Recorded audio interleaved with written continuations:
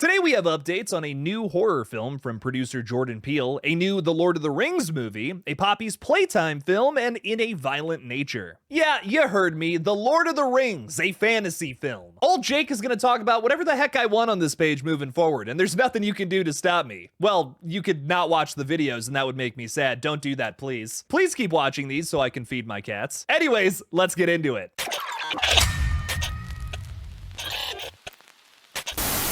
Today's update video was brought to you by my patrons over on Patreon. Without the support of all of the names flashing across the screen right now, Jake here wouldn't be able to make these silly little update videos. I'm eternally grateful for you all, and I would be lost without your support. Okay, that was a little dramatic, but seriously, thank you for supporting this page and helping this random guy from Ohio achieve his YouTube dreams. Sign up for my Patreon now by clicking the link in the description of this video, or become a channel member by clicking the join button on this page. Thank you again to my gloriously gruesome supporters out there. Now let's get into the horror and fantasy updates.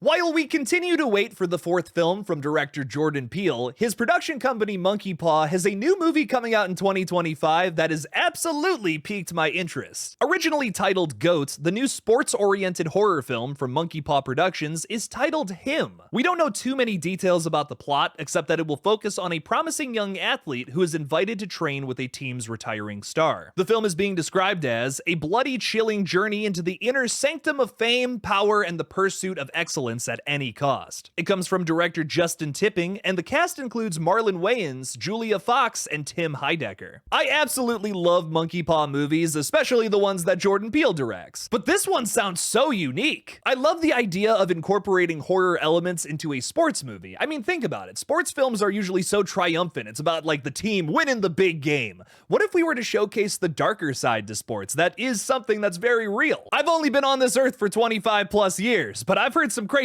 stories about athletes I used to look up to. We'll most likely learn more about it before its release date on September 19th of 2025. I'll be seated.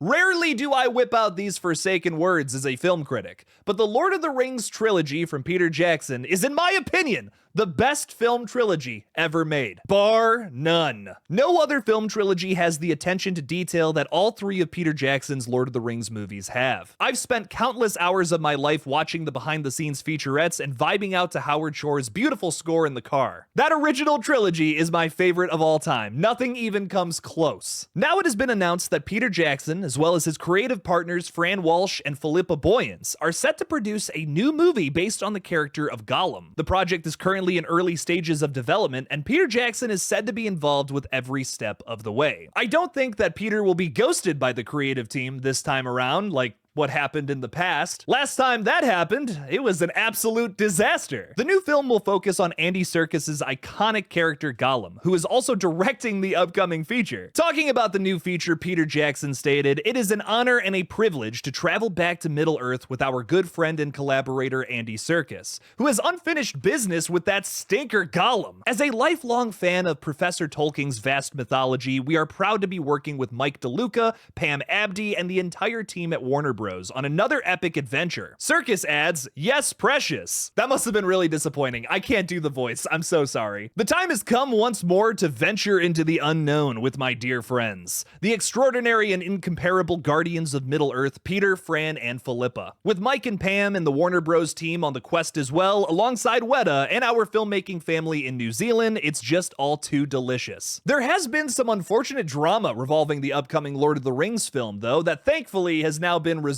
A fan film with the same title as the new official film was posted to YouTube 15 years ago. It's really solid despite its low budget and covers elements from the appendices that this new Warner Bros. Project will likely hit on as well. Warner Bros. Tried to claim the fan film as their own recently and took down the video. One of the actors in the film, Greg Draven, took to Twitter recently to discuss the whole situation, writing, "Funny story, please share. Yesterday I saw on Reddit that Warner Bros. Are planning new Lord of the Rings films with a plan for releasing The Hunt for Gollum in 2026. I posted on my Facebook page about how early on in my acting career I worked on a zero-budget independent nonprofit film called The Hunt for Gollum, directed by Chris Bokard. It was an amazing feat of filmmaking that was free to view online on YouTube. I subsequently posted a comment on Reddit about working on The Hunt for Gollum, and fair few people said they remember it coming out. How much they loved it, a few people said they didn't realize it exists and enjoyed watching it. This morning, Warner Bros. Have copyright struck our version of The Hunt for Gollum. I feel this is my fault. Absolutely insane. Thankfully, Warner Bros. Has since relinquished the fan film and it is back up online. The link for it is in the description of this video. It rocks. Go give it a watch. Interestingly enough, this is not the first time this has happened with Warner Bros. Warner Bros. Actually has a nasty history of doing this to fan-made properties based on their works. One of my favorite examples of this is when Meat Canyon, a very popular grotesque animator on this platform, made an animation titled Wabbit Season. It's a parody of the Bugs Bunny cartoon and portrays the rabbit trying to do something I probably can't say on YouTube to Elmer Fudd. It was claimed by Warner Bros., making it officially canon to this day. I still don't know why Warner Bros. Would want to make that canon, but they did. It seems that this issue with this Lord of the Rings fan film, though, has been resolved, thankfully. I'm really excited to see Gollum's full story on the big screen. And, you know, made by people who won't leave a legendary director on red via email. All right, let's move on before steam starts coming out of my ears.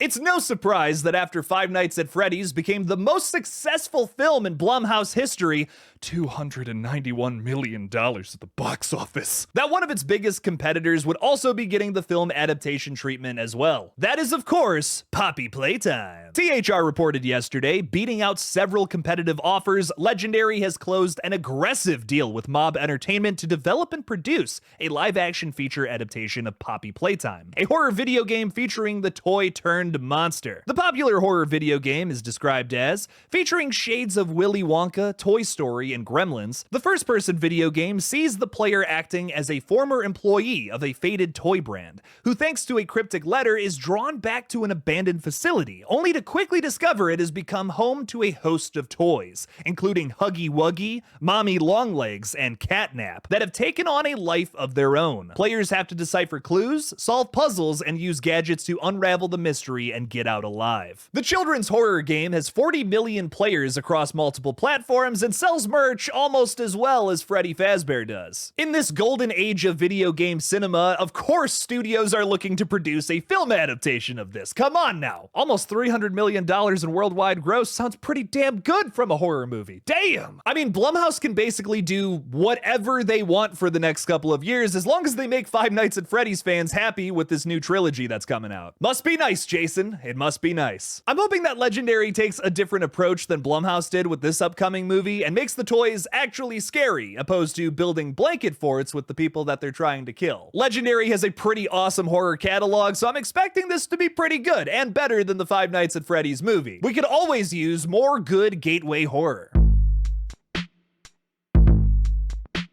The new trailer for the upcoming point-of-view slasher, In a Violent Nature, reveals some interesting attributes to our characters that we're not going to be following in this movie, interestingly enough, and the greater world around them. Before we talk about this lore-laden new trailer, though, I want to do a little refresher on that plot description we got ways back. The plot description for In a Violent Nature reads, when a locket is removed from a collapsed fire tower in the woods that entombs the rotting corpse of Johnny, a vengeful spirit spurred on by a horrific 60-year-old crime, his body is resurrected and becomes hell-bent on retrieving it. The undead golem hones in on the group of vacationing teens responsible for the theft and proceeds to methodically slaughter them one by one in his mission to get it back, along with anyone in his way. In today's trailer, we learned that this 60-year-old crime that plot description just referred to is considered the White Pine Slaughter. Check out this little audio bit. You guys never heard of the White Pine Slaughter? The what? The White Pine Slaughter. We also hear someone else mention that the locket is what keeps Johnny alive. And, like the plot description already confirmed, is the reason why he's killing everybody in this movie. He's trying to get that thing back. The most interesting thing we've learned about Johnny from the marketing is how he's constantly referred to as an animal, or a force of nature. a violent force of nature. That's a really scary element about this killer. I mean, I know he's basically just Jason Voorhees with a different mask on, but that's something that's always just been unsaid about Jason. We're bringing that up to the forefront here and making this new version of the character all about that. Johnny isn't even an individual anymore, but an animal with one goal in mind: to get that locket and probably go back to sleep. I'm so excited to see this movie. I know it literally comes out in like a couple of weeks on May 31st, but if anyone from IFC is watching this, please give me a screener. I'll do anything to see this movie early at this point. And I mean anything.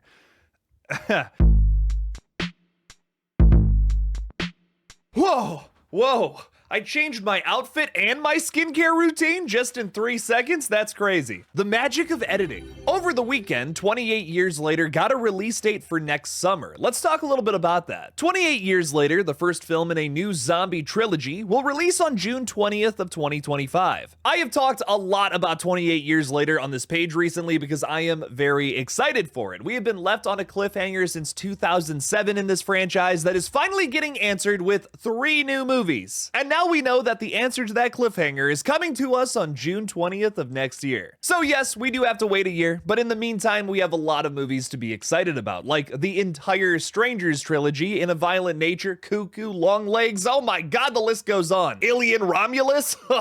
We've been getting rumblings about this movie for the longest time too. It was originally called 28 Months Later, now it's 28 Years Later. I can't wait for 28 Decades Later next. I've talked about this movie a lot and that was a repeat joke, so I think I'm gonna move on to the next thing. This video is already getting long. The original plans for Crystal Lake seem to be dead in the water as A24 retools the creative team behind this upcoming series. However, Kevin Williamson, who was previously attached to write for the project, has revealed to us some of the things that were scrapped about the Pamela-focused series. Williamson took to Twitter recently replying to Brian Fuller, saying, "Bum and hard, so sorry I won't be a part of what would have been an epic Brian Fuller show. Your pilot was so beautifully realized, a gorgeous portrait of a mother unraveling in her grief. Not to mention bloody horrific. I was so looking forward to our hour-long chase episode." In my last Crystal Lake update, I was speculating on what had been cut. Why was this retooling happening? Was A24 looking to keep the focus on Pamela and maybe our creatives went in a different direction? Or did A24 want to pull it back and do something more familiar with this series? Kevin's tweet here seems to give us some confirmation that yes, this series was totally focused on Pamela Voorhees, nary a Jason in sight. There was yet another tweet that came out this past weekend too that gives us a clearer picture of what was going on in Crystal Lake.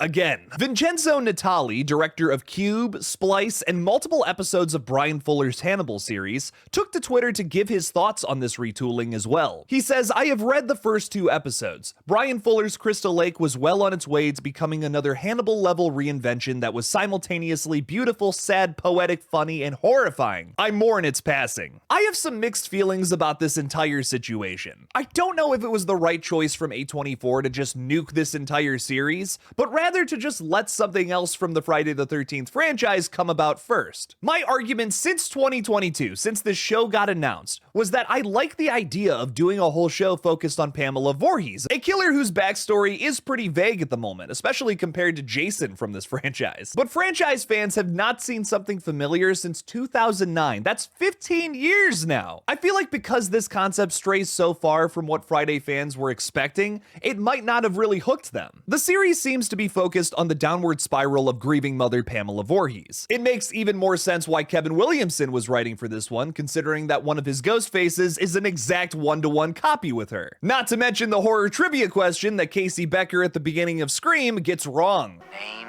the killer in Friday the 13th. Jason! Jason! I'm sorry, that's the wrong answer. I would have loved to have seen this show, especially with Kevin writing. An hour-long chase scene episode? That sounds awesome. I hate to say it though, but I think it might have been the best decision from A24 not to come out the gate with this series in particular. A24 needs to find a way to get Jason on the big screen. We need a new Friday the 13th movie. Get the franchise fans back and excited, then do all of this weird shit. I mean, imagine Florence Pugh playing a young Pamela Voorhees losing her mind and killing a bunch of camp counselors throughout a series, while Friday the 13th questions get answered in the background during the B-plot. That sounds awesome. But of course, I am a diehard Friday the 13th fan. I have seen Friday the 13th Part 5 that doesn't even feature either of these killers in it too many fucking times. Of course, me, someone who paid $125 fucking dollars for that box set is going to love this series, but maybe not the entire general audience. Some people don't really care about that backstory. They just want to see that hockey mask wearing killer slice up a bunch of teenagers. I want to see this show at some point, but I'd hate for this to drop and cut Friday the 13th's franchise revival short. It's admittedly a divisive idea for a comeback series. I'd hate to see that put a nasty schism in this fan base and completely turn everybody off from the idea of a new Friday the 13th. With multiple indie slashers releasing in theaters unrated like In a Violent Nature, Terrifier 2, and the upcoming Terrifier 3, imagine what they could do with Jason unrated. This is a franchise that has been plagued by the former MPAA, now MPA, as so many kills from those movies got cut down. Imagine an unrated Jason film releasing in theaters, bringing everybody back, and maybe even being better than ever. If A24 can find a way to do that, they could do whatever the fuck they wanted with this IP. I'm sure there's gonna be some massive rights issues to make all of that happen, but if they can, I'll tell you what, this franchise will be back and better than ever. And maybe we'll still see this Pamela Focus show at some point in the future. I'm gonna go change back into my old clothes real quick and do the outro. What did you guys think about today's updates, and which one has you the most excited? Leave me something about it in the comments below. Like this video and subscribe, and you know what, I'll be your best friend. Today I'm not gonna threaten to do something absolutely awful to your house or furniture, whatever. I'll give you a big ol' hug. Just hit that red button and subscribe. Let's get to 25K. That's pretty cool. Thank you all again for watching, and as always, don't forget to kill it out there, y'all.